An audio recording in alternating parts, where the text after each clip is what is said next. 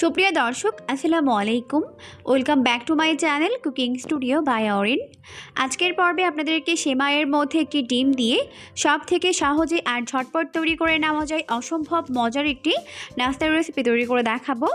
আর এই নাস্তাটিকে একবার বাসায় তৈরি করে দেখবেন, পরিবারের ছোট বড় সবাই এটাকে অনেক বেশি পছন্দ করবে আর অনেক মজা করে খাবে।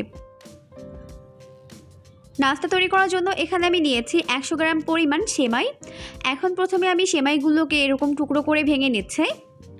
তো 1 ইঞ্চির মতো লম্বা রেখে আমি এগুলোকে এরকম টুকরো টুকরো করে ভেঙে নিব। এরপর এখন এখানে একটি বোল নিয়েছি আর এই বোলের মধ্যে একটা ডিম ভেঙে নিয়েছি। এরপর এই বোলটিকে একটি সাইডে রেখে দিচ্ছি। তো এখন সেমাইগুলো ভেঙে নেওয়া হয়ে গেছে। এখন আমি এগুলোকে একটি বোলের মধ্যে ট্রান্সফার করে নিয়েছি। এরপর এখন আমি এর মধ্যে দিয়ে দিলাম 4 টেবিল চামচ পরিমাণ গরম পানি। এরপর এইভাবে পানির সঙ্গে সেমাইগুলোকে মিশিয়ে নিয়েছি। এরপর এটাকে আমি প্রায় 5 মিনিটের জন্য ঢাকা দিয়ে রেখে দিব। আর এর মধ্যে কিন্তু সেমাইগুলো অনেকটা ফুলে যাবে আর নরম হয়ে যাবে। তো 5 মিনিট পর এখন সেমাইগুলো অনেকটাই ফুলে নরম হয়ে গেছে।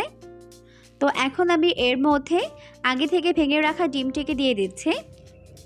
এরপর এখন আমি এর মধ্যে দিয়ে দিচ্ছি 3 টেবিল চামচ পরিমাণ গাজর কুচি, 3 টেবিল চামচ পরিমাণ বরবটি কুচি, 2 টেবিল চামচ পরিমাণ পেঁয়াজ কুচি আর 1 টেবিল চামচ পরিমাণ কাঁচামরিচ কুচি। এরপর আমি এর মধ্যে দিয়ে দিচ্ছি হাফ চামচ পরিমাণ চাট মশলা। আর এই চাট মশলার মধ্যে যেহেতু টেস্টিং সল্ট আছে তাই আলাদা করে আর দিলাম না।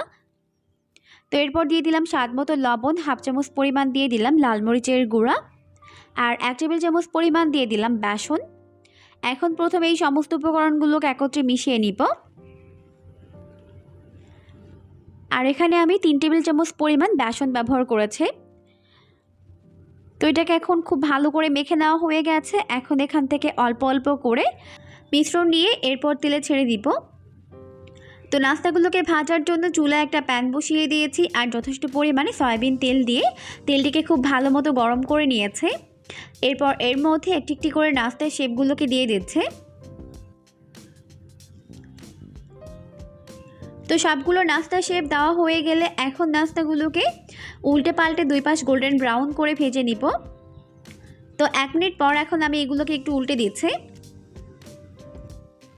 তো এইভাবে উল্টে পাল্টে নাস্তাগুলোকে আমি এরকম গোল্ডেন ব্রাউন করে ভেজে নিচ্ছি।